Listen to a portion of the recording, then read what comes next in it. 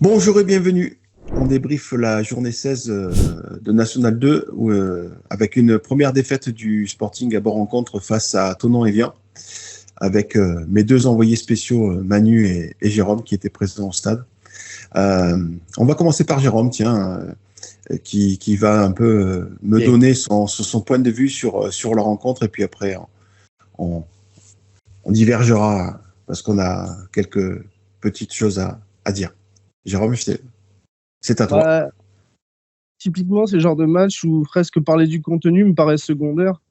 Parce que finalement, pour le coup, en ce moment, c'est vraiment seul le résultat qui compte. Et cette défaite à domicile, de qui plus est la première de la saison à domicile, elle fait très mal, quoi. Pour ceux qui gardent un minimum d'espoir en termes d'ambition pour ce club, même si moi, j'en ai plus beaucoup, le peu de flamme qui me reste et qui était encore éveillé par des résultats un peu positifs, voilà, hein, je veux dire. On a eu Bruno la semaine dernière qui se réjouissait de la qualité du Sporting à Toulouse, face à une équipe dernière du championnat qui a évolué à 10 pendant une heure. Là, face à une équipe qui était 10e, je crois, donc dans les mal classés, et qui a joué 11 contre 11 chez nous, on n'a pas eu d'occasion. On a une vraie maîtrise peut-être du ballon, mais parce qu'ils jouaient bloc bas, et de fait, on avait le ballon, certes, mais si on cherche les occasions réelles de but qu'on a eues durant cette rencontre, j'en ai quasiment pas vu. Je m'en rappelle pas de beaucoup, en tout cas. Donc, quand je vois Teddy Martin qui, dans l'interview de 20 matin, nous explique qu'on méritait pas de perdre, si on est ambitieux, l'objectif, c'est pas de pas mériter de perdre ou de gagner. Il faut avoir l'objectif de gagner et basta. C'est la seule ambition qu'on doit avoir. Donc, m'expliquer qu'on n'aurait pas dû perdre ce match, moi, ça me suffit pas, en fait, comme explication. Et surtout, quand on voit par contre le contenu, oui, on a la maîtrise du ballon, mais on n'a pas d'occasion. Et franchement, avec un arbitrage normal, parce que hier l'arbitre a été nul à chier, il faut le dire quand même, c'est important. Moi j'ai trouvé en tout cas, il n'y a même pas de penalty, quoi. C'est un 0-0 parce que je te parle pas du but qu'on encaisse, mais sur les 3 pénaltys il les donne. Pour moi, c'est des penaltys qui se suivent quasiment jamais, pour ainsi dire. Je trouve à peu près, tu vois. Après, peut-être que Manu a une autre idée à ce niveau-là, mais c'est la sensation que j'ai que sans les pénaux, tu finis à 0-1 avec un but de casquette comme on l'a encaissé et basta, quoi. Manu, c'est ton point de vue aussi, pas que sur l'arbitrage, mais sur le contenu de la rencontre. Moi, je suis d'accord sur presque rien avec Jérôme. Non, mais de suite, je mets les pieds dans le plat. Je l'ai déjà dit dans les émissions, je ne vais pas me contredire aujourd'hui. Il ne faut pas s'affouler parce qu'on a perdu le match. Alors, ça fait mal une défaite, hein, parce que voilà, perdre, ça fait mal. Mais factuellement, tu perds que 1 point sur. C'est peanuts. Et on le voit, il y a eu un seul vainqueur dans cette journée. Et c'est Evian. Le grand vainqueur, c'est Evian. Il y a 9 autres perdants, mais on n'est pas plus perdants que les autres. Donc, moi, je trouve que c'est un non-événement d'avoir perdu. C'était symbolique d'être invincible à domicile, et c'était plutôt sympa. Mais écoutez, on aurait fait combien de matchs, du coup, à domicile, il y en a 13. On aurait fait 13 matchs nuls. On serait invincible et on serait pas très bien, quoi, hein, en fait. Ce qu'il faut, encore une fois, je me répète, mais ce qui est important, c'est de gagner des matchs. Hier soir, on a perdu. Bon, moi, si on doit parler du match, je trouve, j'ai l'impression que tout simplement, la chance qu'on avait depuis quelques temps, il faut quand même un peu le dire, la chance qu'on avait depuis quelques temps, elle nous a fui hier soir. Bon, oui, voilà, ça s'est un petit peu équilibré. Sur l'histoire des pénaltys, là pareil, j'entends, il y a des pénaltys imaginaires. Enfin bon, on va quand même pas se plaindre de l'arbitrage qu'un arbitre te siffle 2 pénaltys, parce qu'après 3 pénaltys, il faut regarder, hein, mais ça devient extrêmement rare. Ça arrive, je sais pas. Au niveau national, ça doit arriver, je sais pas, mais ça doit être très très rare. Donc bon, quand un arbitre siffle de penalty, il n'y a pas trop à râler, quoi. C'est pas mal. Le premier de Toulon, d'ailleurs, me paraît un petit peu plus généreux que le second. Mais par contre, moi, je me faisais la réflexion, et bon, il y avait Eric au-dessus de moi, on en parlait pour le premier penalty de Evian. Bon, c'est quand même un penalty qui se siffle. Je veux dire, si vous inversez la faute, c'est un Toulonnais qui s'effronte dans Non, si c'est un défenseur de Evian qui commet cette même faute de l'autre côté, bah, t'es un peu dégoûté que l'arbitre ne siffle pas. Donc on voit bien c'était ce genre de penalty qu'on peut ne pas siffler, mais le fait qu'il soit sifflé, tu peux pas crier au scandale, quoi. Donc voilà. Bon, après, mais de toute façon, peu importe, ça serait un peu des débats sans fin. On a eu 2 penalties, on a loupé un, on a perdu hier. Bon, pour moi, ça remet rien en cause de si le Sporting veut monter. Et si on est compétiteur, on est à combien on n'est pas énorme, hein. On est à 6 points, je dis pas de bêtises. 6 points ou 5 points? De la tête, quand tu es à 6 points à 10 journées de la fin, bah, y a à recevoir. Oui, mathématiquement, c'est jouable. C'est largement jouable. Donc non, pour moi, cette défaite, elle remet à rien en cause. Le seul truc que ça remet en cause, quelque part, c'est, et je l'avais évoqué hier, la semaine dernière, mais peut-être plus sur le forum d'ailleurs, mais je pense que si on veut avoir plus de chances, d'après moi, de parvenir à avoir un classement le plus honorable possible, il faut penser à vraiment au maximum ouvrir son effectif. Son groupe. Hier, je ne peux pas m'empêcher de penser que Mordi, s'il intègre le groupe, c'est parce que El Mokedem est blessé. Sinon, il est peut-être pas dans le groupe. Donc, ça me fait penser que pourquoi avoir pris un attaquant, on voit bien, il est pris un peu par défaut. Ça me pose problème. On sait par avance, non seulement la compo, mais on sait par avance qui va sortir et qui va pas sortir. Hier, il fait pas un match exceptionnel, mais il y a cette frappe de Sylla qui était magnifique, enfin, je sais pas qu'est-ce qu'il en a pensé, Jérôme, mais enfin, c'était assez sympa à voir. Et il fait peut-être quasiment que ça dans le match, même s'il y a eu 2-3 actions un peu sympas. Mais au final, c'est lui qui sort par rapport à son compère tout le temps. Donc voilà, je pense que le danger pour nous, il va résider dans le fait d'être le plus nombreux possible à participer à ce projet de bien figurer dans ce championnat. Hier, c'était peut-être un petit signal que, à force de tirer sur les mêmes cordes, on est peut-être un peu plus, on est moins fort, hein, quelque part, que si c'était le contraire, mais. Avant de revenir sur la première de Raphaël Mourdi, je disais justement sur le forum des gens, enfin un ou deux supporters qui s'interrogeaient quant à la présence de Kenny Moulet en défense centrale.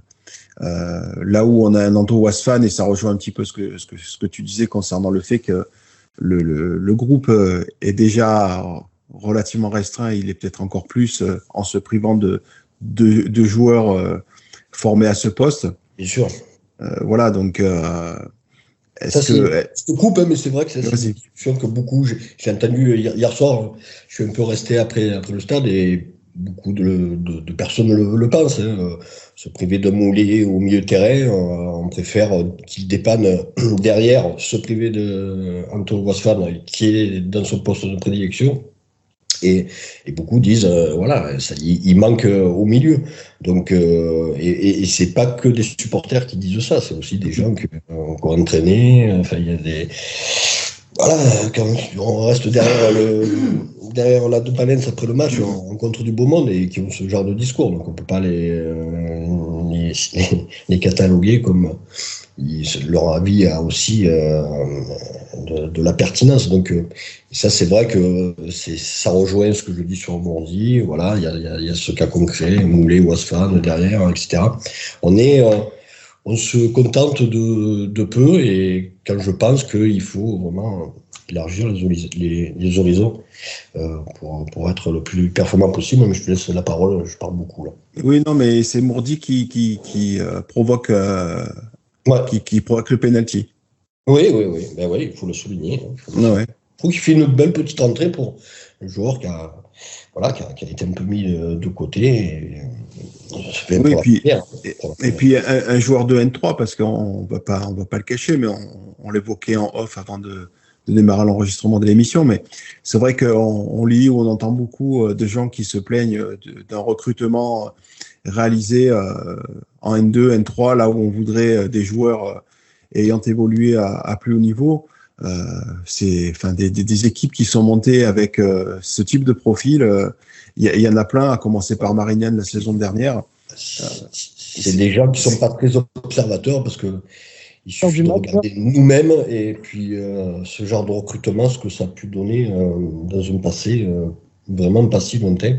Oui, et puis pour ceux qui se réfèrent sont innombrables. Hein. C'est souvent plus décevant que gage de réussite, donc je comprends même pas, mais comme je dis. Mais bon, après, je pense qu'il y a beaucoup parmi ces gens qui pensent aux années Ben Sivengo où on avait des joueurs qui effectivement arrivaient de niveau supérieur. Pas tous, hein. Pas tous.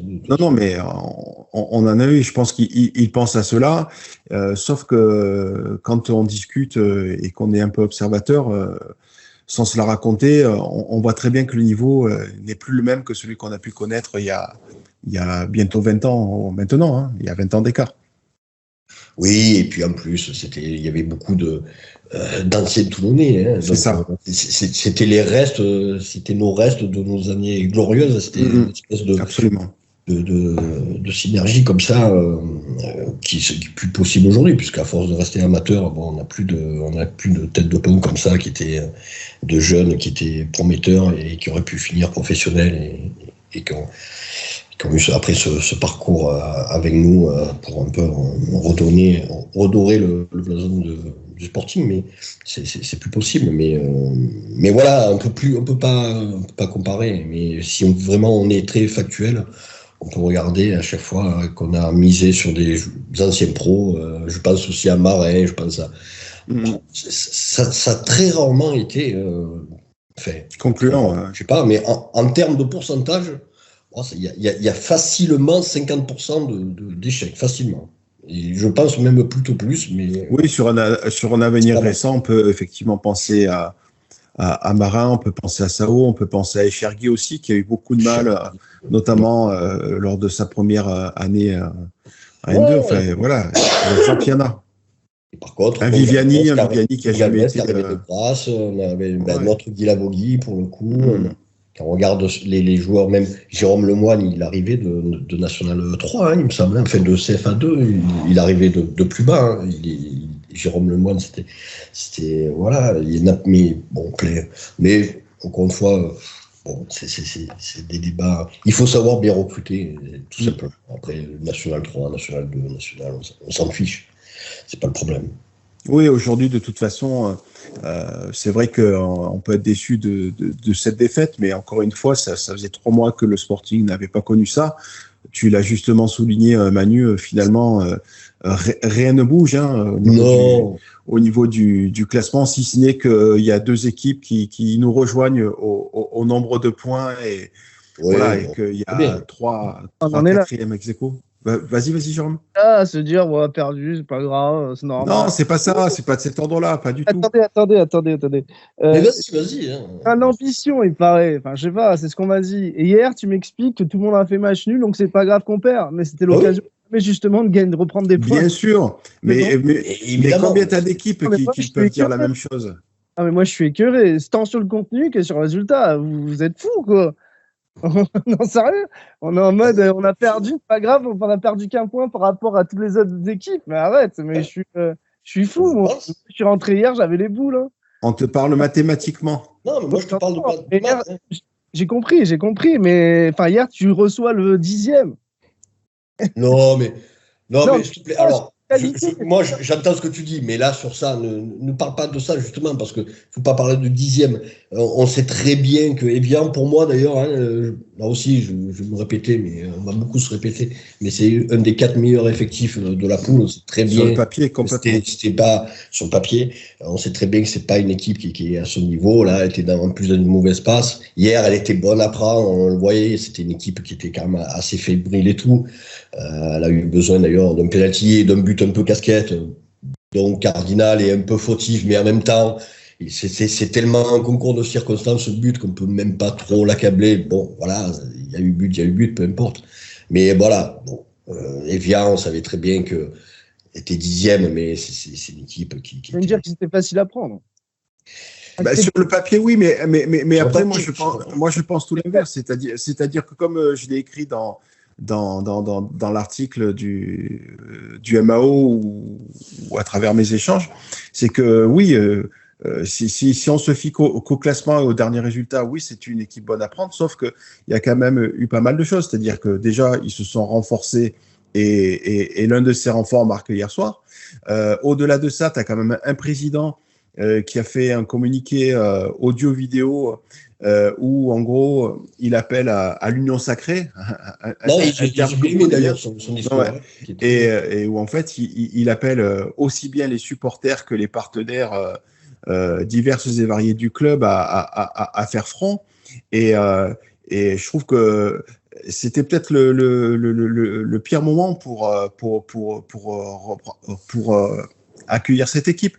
Pas parce que mathématiquement elles sont derrière nous, mais parce que en fait il y a une véritable volonté, une communication qui est faite pour que tout le monde se remobilise, que ce soit au niveau de l'effectif, en disant que le coach et le staff seraient présents jusqu'à la fin de la saison et que le président avait toute confiance envers eux. Voilà, enfin c'est tout ça. Finalement. Ouais, c'était peut-être pas le bon moment de prendre cette équipe. Ah bah, de toute façon, c'est le bon moment de prendre personne, parce que tout le monde. Non, mais c'est ce que je veux dire. Hein. On va le voir la semaine prochaine. On a perdu, Bourgoin aussi. Bon, deux équipes revanchardes qui vont s'affronter. Ça va être compliqué, ça va être la guerre jusqu'à la fin. Mais là où on peut être d'accord, c'est que bon. On a perdu, mais la différence avec un nul, la perception aurait été différente, puisqu'on n'aurait pas perdu, on serait invincible, on serait encore invaincu, à domicile. Mais ce que je veux dire, c'est que sur le fond, la différence est minime. Donc c'est ça que je veux dire avant tout. Hein. Et encore une fois, et je trouve pareil, cette défaite, par contre, pour moi, c'est sûr. Quand je lis que ça bouffe nos derniers espoirs, non, absolument pas. C'est sûr que ça les renforce pas. Mais moi, je vous dis, c'est un statu quo, puisque encore une fois, la seule équipe qui a gagné, il y a une seule équipe qui a gagné et elle est derrière nous. Donc bon, voilà. Après, voilà, tout reste. C'est une journée encore entre guillemets pour rien. Même si toutes les journées, même si c'est pas beaucoup, mais ces points qui sont arrachés par-ci par-là, vont compter au final, évidemment. Mais voilà. Donc hier, je veux dire par là, hier ça change rien pour la suite. Hein. Par contre, il faudra voir comment l'équipe réagit sur les prochains matchs, bien sûr. Ouais. Voir le verre à moitié plein, quoi, si tu veux. Non, même pas. C'est la continuité de ce que je pense, mais de manière globale, au-delà du sporting, de ce championnat, de la difficulté pour tout le monde à remporter le match. Quand tu vois que le premier de la poule, il n'a que 30 points, enfin, ça pose quand même question. Enfin, moi, je c'est pas si faible que ça, parce que j'ai fait un tour d'horizon. Oui, mais c'est à peu près pareil. Il y avait qui était je crois que c'est dans le groupe D. C'est Boulogne. Hein. Après, c'est plutôt moins. Hein. C'était le deuxième plus haut ratio des 4 poules. Donc non, c'est pas forcément. Mais oui, on voit aussi que sur les 4 groupes, il y a personne qui s'envole, bien sûr. C'est des championnats très très ramassés. Alors c'est vrai. Mais nous c'est encore plus prononcé, on va dire. C'est vrai qu'on parle beaucoup de la peur de perdre, et peut-être que de fait les staffs, les coachs ont un côté un petit peu plus frileux en étant moins joueurs ou plus défensifs. En tout cas, c'est quelque chose qu'on entend revenir. La force de Toulon, je suis pas convaincu que ce soit l'état d'esprit de Bertin. La vraie force de Toulon, on le sait, cette saison, c'est quoi? Il y en a deux, c'est l'état d'esprit et c'est l'efficacité d'Abdou Diallo. Voilà, meilleur buteur en n'ayant pas joué 5 matchs avec 10 buts. Voilà, elle est là la force. Alors, depuis 3 mois quasiment, on n'avait plus perdu. On avait pris des points. Je sais plus, je crois qu'on a, de mémoire, c'était 13 points sur 21 possibles, ce qui est quand même un joli ratio. Mais concrètement, combien ils sont les gens qui pensaient combien sont ceux qui pensent que le Sporting joue la montée? Moi, personnellement, je mise sur un maintien tranquille comparé aux 2 dernières saisons. Voilà. Après, si tout le monde, ce serait le super hold-up, mais il y a d'autres équipes devant qui sont bien meilleures et qui finiront de toute façon, je le pense, devant Toulon. Oh, on peut passer, mais moi, c'est vrai qu'en termes de pronostic, je ne dis plus rien. Je me remouillerai fin mars, début avril, pas avant. J'attends que ça se décante encore un petit peu, parce que pour moi, il est encore illisible, ce championnat. En tout cas, pas suffisamment lisible. Oui, dans un mois, on y verra plus clair. Mais ce que je veux dire, c'est que autant avec les derniers résultats, très rapidement, tu as un groupe de personnes qui ont tout de suite commencé à évoquer la montée. Et là, parce que tu perds hier soir, on recommence à parler de maintien, tu vois. Donc, il y a une espèce de bipolarité qui, moi, me fait un peu sourire. C'est l'objet de mon propos, moi. Jérôme? Moi, je pense que ce qui te fait rêver de monter, c'est juste l'espoir de revoir un Sporting à sa place, c'est tout. Moi, depuis le début, j'ai dit qu'on monterait jamais. J'avais même peur qu'on joue le maintien encore cette saison. Déjà, tu cites en point fort le Abdou Diallo. Pour moi, c'est pas qu'un point fort. C'est aussi un défaut, c'est qu'on a que lui. C'est qu'on repose trop sur lui en général. Donc, est-ce que c'est un point fort ou est-ce que c'est presque un point faible de se dire que le seul danger vient d'Abdou Diallo déjà? Moi, je m'enflamme pas. C'est juste que j'aimerais que mon club retrouve son lustre d'antan et que je sens déjà avant saison, je me doutais qu'on monterait pas, mais que comme je t'ai dit, la moindre flamme qui prête à naître, comment dire, j'ai besoin de preuves comme quoi on a une chance de jouer la montée, et ce genre d'échec pour moi, c'est juste le signe. Ça me conforte dans le fait qu'on n'en a aucune chance. Et je le répète, quand Manu m'explique que perdre un point, c'est pas par rapport aux autres, c'est bien. Enfin, entre guillemets, c'est un moindre mal. C'est le moindre mal. Parce que non, mais j'ai compris ce que tu voulais dire. Hein. Moi, je veux dire, c'est surtout une occasion ratée d'afficher une ambition retrouvée. Voilà, c'est ce que je veux dire. Surtout dans un contexte, comme tu dis, où tout le monde fait nul, c'est l'opportunité ou jamais. Mais t'en as d'autres. Hier soir, qui encaisse à la 95e minute un but. Tu as l'étoile. Tu as l'étoile aussi qui a des occasions et qui manque d'efficacité. Tu as Alès qui loupe un penalty contre. Aussi, voilà, Nadjaba qui rate un penalty. Et eux, ils sont avant-derniers. Hein. Ouais, donc, mais ça, c'est le lot. C'est pour ça. Alors, quand on est très nombriliste, on pense comme ça. Mais il faut essayer de voir l'horizon un peu plus large, et il faut voir tout le monde. Et c'est le lot de tout le monde de louper des occasions, de faire des poteaux, des pénaltys, des buts refusés. C'est pour ça qu'il faut. C'est difficile pour tout le monde. Il faut mettre ça quand même dans la tête. C'est difficile pour tout le monde. Donc évidemment, on ne va pas gagner tous les matchs. C'est le moins qu'on puisse dire. Et personne ne gagne tous ces matchs. Il y a des équipes qui s'en tirent au mieux parce que, voilà, il y a plein de raisons. Plus ou moins factuel, parce que des fois le foot c'est un peu capricieux aussi. Il n'y a pas de vérité en foot, on le sait tous. Mais voilà, mais de toute façon, ça me permet de rebondir.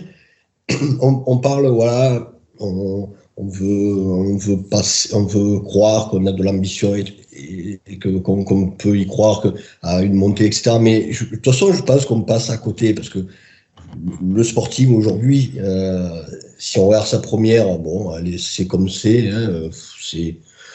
c'est assez tiède, c'est ni bon ni mauvais, peu importe, mais l'état du club, et de toute façon on oublie toujours tout, l'état du club au point de vue de la communication des jeunes, des résultats des jeunes, c'est une catastrophe, mais vraiment. La réserve qui est relégable, qui peut se retrouver en D1 l'année prochaine. Voilà, on risque d'avoir une réserve en PHA. C'est ça qu'il faut regarder aussi. Alors, on parle de la première et tout, mais de toute façon, pour moi, l'espoir il est plus que douché par rapport à ça, et c'est factuel à l'état du club actuellement, où il y a un désamour des supporters, de tout le monde dans ce un désintérêt. Donc, voilà, on est un club. Alors, on regarde toujours les résultats de la première. Là, on guette une victoire, une défaite, mais Il y a rien de construit dans ce club. Si on montait, on aurait les pires difficultés à rester en national. Il n'y a pas d'avenir. Au jour d'aujourd'hui, il n'y a pas d'avenir au Sporting Club de Toulon, faut se le dire. Donc après, évidemment que les débriefs à vif, on est là pour ça, pour parler du résultat. C'est très court-termiste, mais il faut essayer là aussi d'ouvrir le champ le plus largement possible et de s'apercevoir qu'on n'en est pas à être optimiste, pessimiste. J'aimerais que les optimistes voient les choses un peu plus factuellement et que les pessimistes, de toute façon, les résultats, c'est pas grand chose par rapport à. Moi, je trouve la situation du club bien plus préoccupante. Oui, en fait, c'est avoir un regard d'ensemble plutôt que de ne regarder que la une. C'est sûr que quand tu regardes le résultat de la une, tu te dis que mathématiquement, tu peux monter. Évidemment, là, c'est factuel. Hein. Tu n'as que 6 points de retard, si je ne dis pas de bêtises. Sur le premier, je n'ai pas regardé le classement, mais il me semble que c'est ça. Donc, c'est faisable. Hein. On est au mois de février, il reste 10 matchs. 10 matchs, c'est 30 points à aller chercher. Voilà, tout est possible mathématiquement. Mais effectivement, il faut regarder l'ensemble des équipes jeunes, ta réserve, c'est catastrophique, la réserve. Imagine-toi, tu montes en N1 et ta réserve, elle est en D1. C'est un truc de fou quand même. Ouais. Il y a les filles qui semblent donner à peu près satisfaction. Mais voilà, mais le souci, il est là, c'est qu'en fait, on a tendance à sans cesse se focaliser uniquement sur l'équipe 1 et pas regarder tout le reste. Alors, je veux bien que le nouveau président de l'association nous fasse des beaux papiers, de beaux articles en nous disant que ça bosse bien. Très certainement, je ne remets pas ça en cause. Mais après, on regarde les résultats. Voilà, alors c'est vrai qu'il y a des week-ends où il y a une super communication et on voit que tout le monde ou quasi toutes les équipes ont gagné. Et puis, tu en as d'autres où c'est pas le cas. Mais voilà, ça fait des années qu'on le dit, le Sporting, c'est une coquille vide.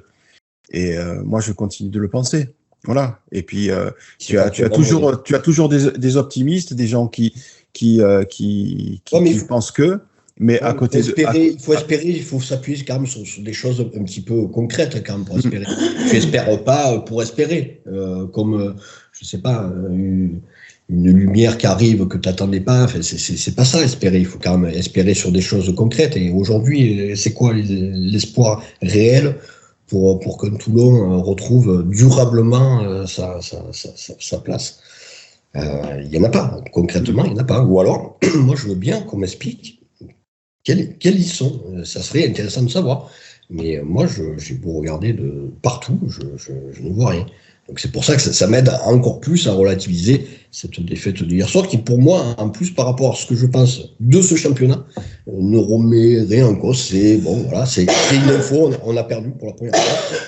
Bon, écoutez, on va voir comment on va réagir maintenant, mais je le répète. Et puis, ça me fait penser, je crois que c'était à peu près à cette même époque, c'était l'année où on monte, j'étais allé voir, je ne sais plus pourquoi, hier en Annecy, on devait jouer à l'extérieur, j'ai pas pu y aller sûrement ou un truc comme ça. Et hier à Annecy, avait gagné dans les arrêts de jeu. Et à l'époque, tout le monde avait dit c'est la chance du champion, c'est pour eux, etc. Ouais, c'était en février, ils marchaient sur l'eau à Annecy. Et on voit bien que ceux qui sont en forme en février sont pas forcément ceux qui vont finir fort. C'est encore relativement tôt dans la saison pour tirer quelconque conclusion. Donc il y a encore du boulot pour tout le monde à faire. On va pas s'affoler pour. Je le disais le mois dernier, mais je le mets à jour. La vérité de février n'est pas forcément celle. Certainement pas. Si j'ai une certitude, c'est celle-là, moi. Il y a qu'à voir Gol FC l'année où ils montent, ils sont pas premiers. Il y a qu'à voir Marignane l'année dernière. Enfin, je veux dire, Toulon. Bien sûr. Toulon, c'était pareil. Enfin voilà. Non, mais c'est une réalité. Enfin. Ah, je sais, vous inquiétez pas. Ouais. Non, mais je peux tout à fait comprendre que quand tu perds, qui plus est à la maison, quand en plus on se dit que apparemment si je lis bien Bergogneau ce matin dans Var Matin, semble-t-il, c'est un match un petit peu particulier désormais, un Toulon-Evian ou un Evian-Toulon, notamment ensuite à ce qui s'était passé au match aller qui avait coûté des suspensions à Cardinal et Diallo. Bon, voilà, aujourd'hui, on peut effectivement être déçu. Enfin, d'ailleurs, je vous ai fait un vocal hier soir en vous disant que voilà, c'était pas un bon week-end. Il manquerait plus que le RCT perde ce soir et c'est un week-end de merde. Mais même si le HTV a gagné et fini premier, donc ça c'est super. Mais trêve de plaisanterie. Mais voilà, je sais plus ce que je voulais dire, mais de toute façon, on a compris. Voilà, c'est pas bien. Vas-y.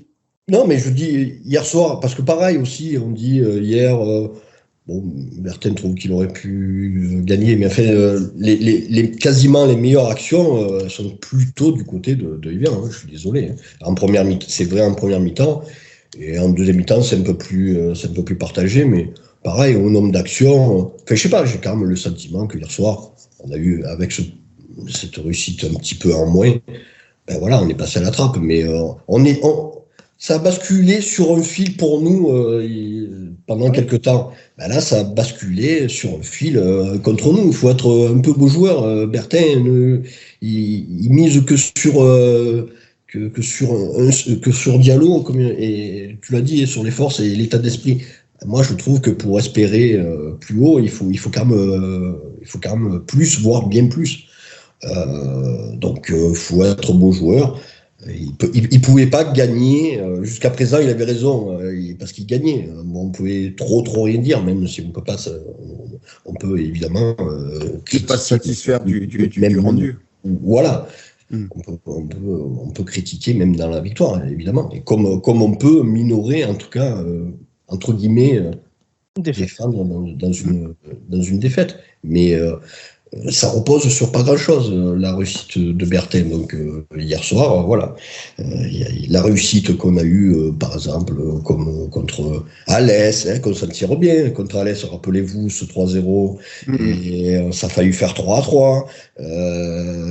Toulouse, bon, on va pas refaire le scénario, mais l'histoire ne dit pas si Toulouse a 11 contre 11 nous tient pas en échec. Je parle même pas de perdre, hein. Mais est-ce qu'on gagne ce match à 11 contre 11? Bon, on peut poser la question, hein. Il y a quand même débat. Hier, on va pas revenir sur les 3 grosses occasions de hier non transformées. Bon, et nous, on en a une, elle va au fond. Bon, ben oui, ben ça pouvait pas aller comme ça jusqu'au bout, hein. Donc hier, ça s'est un peu moins bien goupillé. C'est pour ça qu'il va falloir quand même un peu se remettre en question sur les choix, c'est pas normal, encore une fois, que des joueurs, qu'on sache une compo à l'avance et qu'on sache qui c'est qui va rentrer à la place de qui. Et au passage, d'ailleurs, hier, on fait que du poste pour poste. Quand tu es mené, tu fais du poste.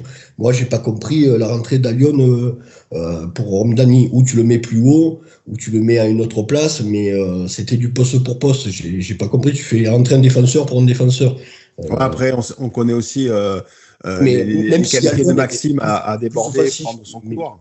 Mais quand même, en tout cas, ça montrait le peu d'ambition de Bertin. Il est très, très frileux, hein, je trouve. D'imagination. Un peu un manque d'imagination, oui. Ah, totalement, oui, beaucoup d'imagination, totalement. Après, ça dépend aussi des profils que tu as sur le banc. C'est-à-dire que si tu as que 1 ou 2 offensifs sur 5 remplaçants, voilà. Ben ouais. Voilà, donc il y a ça aussi. Donc forcément, dans tes défensifs, tu vas prendre celui qui potentiellement peut t'apporter des choses offensivement. Enfin, je sais pas, je dis pas ça pour trouver des excuses à Teddy Bertin, sachant qu'en plus je n'ai pas vu le match. Hein. Non, mais j'ai même pas pris la peine de le regarder tellement je suis rentré tôt ce matin et me suis levé tôt. Mais bon, voilà. De fait, si tu dis qu'Alion est plus offensif que Hamdani, à domicile, pour gagner un match, il aurait peut-être fallu aligner le plus offensif des deux pour commencer, ne serait-ce que ça. Bien sûr, de toute façon, d'ailleurs, ça. Simple, hein, décidément, je parle beaucoup, mais tu me permets de. Je comprends pas. Bon, je comprends pas. Je suis quand même content que Hamdani, qui n'a pas joué beaucoup en début de saison. Mais ce changement soudain, et puis là, d'un coup, il passe totalement titulaire depuis le début de l'année. Et encore une fois, bon, très bien pour lui, mais du coup, à Lyon, on commet un peu trop facilement, il me semble, en remplaçant. Bon, je sais pas, il y a des trucs qu'on comprend pas trop comme ça. Je sais pas. Et c'est vrai que bon, dans un match comme ça, peut-être c'était. Mais ça, c'est un peu après coup qu'on peut dire ça. C'est toujours facile, mais voilà, mettre un peu plus de certitude offensive pour le coup dans ce genre de match, peut-être ça aurait pu être pas mal. Mais là, je n'ai pas envie de polémiquer en disant ça. En tout cas, ce qui est sûr, c'est que là, sur ce poste-là, moi, cette gestion aussi elle me paraît bizarre parce que bon, j'ai trouvé que Lyon était trop systématiquement titulaire en début de saison, en première partie de saison, autant là je trouve que Dany est peut-être trop facilement titulaire en maintenant. Mais peu importe. Après, on le sait, hein, enfin, tout staff, tout coach a son équipe, et puis parfois il est difficile de la bouger, surtout si elle performe, puisque comme tu le disais tout à l'heure, les résultats plaidaient pour ses choix toutes ces dernières journées de championnat. Oui, mais il faut savoir aussi changer une équipe qui gagne. C'est sûr. La phrase du jour. C'est ça, la phrase du jour. Messieurs, on a fait le tour ? Oh oui, Ouais. largement. Ouais. Eh bien, écoutez, merci. Et puis, merci à toutes celles et ceux qui nous ont suivis. On se retrouve dans la semaine prochaine. Oui, pour débriefer le match face à Bourgoin, où on devrait normalement avoir un envoyé spécial qui sera notre invité au cours de l'émission. Je n'en dis pas plus, des fois que ça ne se goupille pas au bout du compte, mais en tout cas, il y aura bel et bien un débrief de Rascasse TV, même si des fois il est difficile pour nous de nous motiver. Allez, salut.